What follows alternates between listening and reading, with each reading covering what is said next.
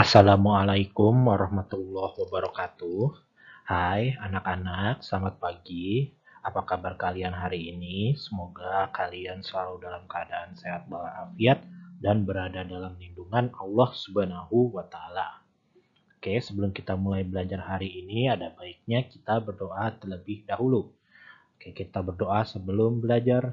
Bismillahirrohmanirrohim. Raditu billahi robba wa bil islami dina wa bil muhammadin nabi ya wa rasulullah. Rabbi zidni ilma warzuqni fahman. Amin ya rabbal alamin. Oke, pada kesempatan kali ini kita akan belajar tematik. Kita masih belajar di tema 3, peduli terhadap makhluk hidup. Subtema 2, keberagaman makhluk hidup di lingkunganku. Nah, kita masuk di pembelajaran 3 dan pembelajaran 4. Apa saja muatan pembelajarannya? Yaitu yang pertama, ada bahasa Indonesia KD 3.3 menggali informasi dari seorang tokoh melalui wawancara menggunakan daftar pertanyaan.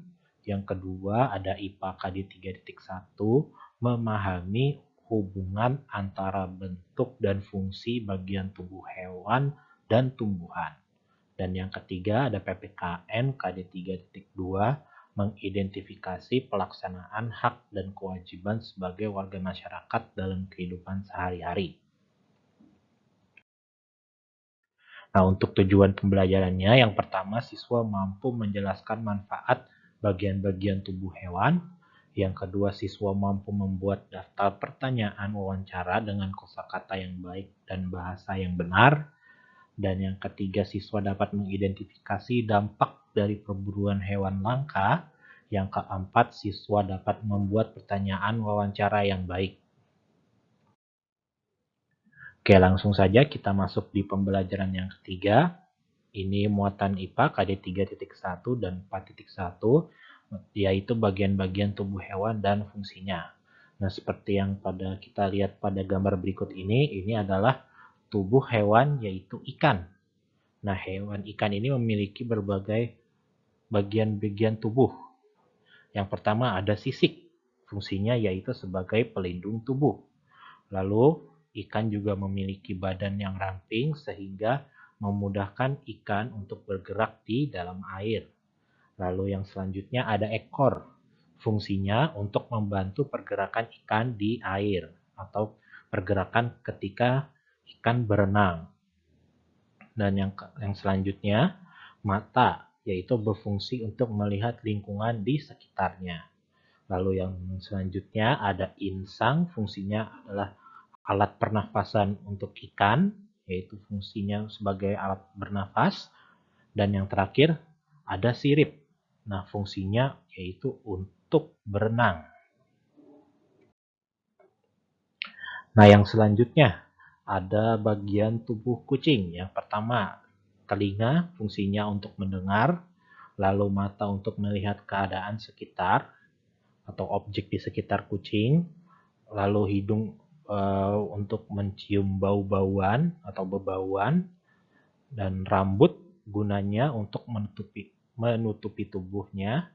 Lalu misai ini maksudnya adalah kumis kucing untuk mengetahui keadaan di sekitar, kaki sebagai alat geraknya, dan ekor kucing gunanya yaitu untuk mengatur keseimbangan.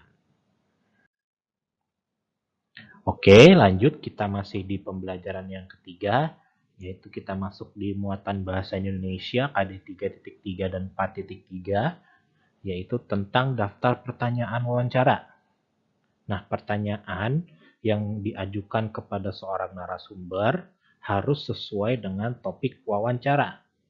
Nah, kata tanya yang dapat digunakan untuk membuat sebuah pertanyaan wawancara yaitu apa, yaitu ada berapa, di mana, kapan, mengapa, bagaimana, dan satu lagi siapa. Nah, pada saat wawancara, sebaiknya jangan mengajukan lebih dari satu pertanyaan secara langsung. kita ajukan pertanyaan-pertanyaan tersebut dengan cara bergantian. Jadi kita untuk mengajukan pertanyaan tidak dengan cara berlebihan atau memiliki banyak pertanyaan atau kita sudah mempersiapkan pertanyaan terlebih dahulu sehingga dapat mengulur-ngulur waktu bagi penanya yang lain yang ingin melakukan pertanyaan kepada narasumber itu sendiri. Jadi jika kita ingin mengajukan pertanyaan, kita harus bergantian agar adil dan penanya yang lain dapat bertanya kepada narasumber.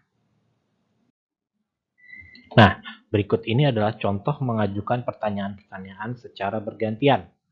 Penanya pertama itu dia bertanya mengapa penyu-penyu itu harus dilepas di laut. Lalu kemudian penanya kedua, lalu apa yang terjadi jika penyu-penyu itu tidak dilepas ke laut? Nah, itulah contoh mengajukan pertanyaan secara bergantian. Oke, yang selanjutnya kita masuk di muatan PPKN, yaitu mengidentifikasi dampak dari perburuan hewan langka. Nah, berikut ini adalah contoh dari atau gambar dari perburuan hewan langka. Yang pertama yaitu perburuan harimau, yaitu diambil kulitnya. Lalu yang gambar selanjutnya ada perburuan gading gajah. Nah, itulah contoh gambar tentang perburuan hewan langka. Lalu apa saja dampaknya? Nah, dampak dari perburuan hewan langka ini yang pertama ada habitat hewan atau tempat tinggal hewan akan semakin berkurang. Lalu yang kedua, populasi atau jumlah hewan tersebut akan semakin berkurang ataupun juga akan terancam punah atau tidak ada lagi. Yang ketiga, dapat merusak ekosistem hutan sebagai paru-paru dunia. Dan yang terakhir, area hutan akan menjadi lebih sempit atau semakin sempit. Itu dia tadi dampak dari perburuan hewan langka. Oke, kita masuk ke pembelajaran keempat, muatan bahasa Indonesia KD 3.3 dan 4.3, pengelompokan pertanyaan wawancara. Nah, pertanyaan wawancara sebaiknya dikelompokkan dari pertanyaan umum hingga pertanyaan khusus.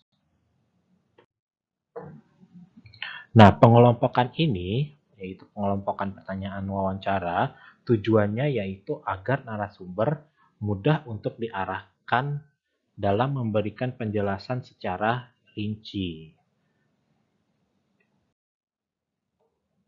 Nah, hal lain yang perlu diperhatikan saat mengajukan pertanyaan wawancara adalah menggunakan bahasa yang sopan dan santun. Nah, kesantunan bahasa dapat ditunjukkan dengan cara tidak menyinggung lawan bicara kita. Nah, kita sebagai pewawancara yang baik, sebaiknya bersikap tidak membela pihak manapun atau bersifat netral.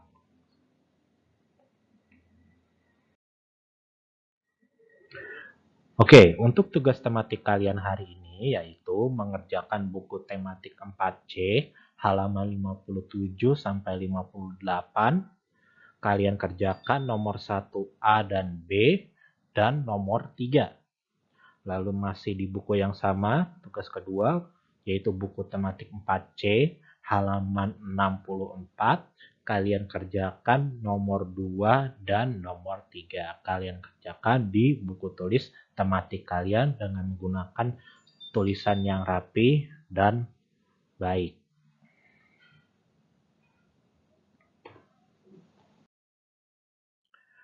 Alhamdulillah telah selesai pembelajaran matematik untuk hari ini. Semoga apa yang dapat Bapak sampaikan bermanfaat bagi kalian semua.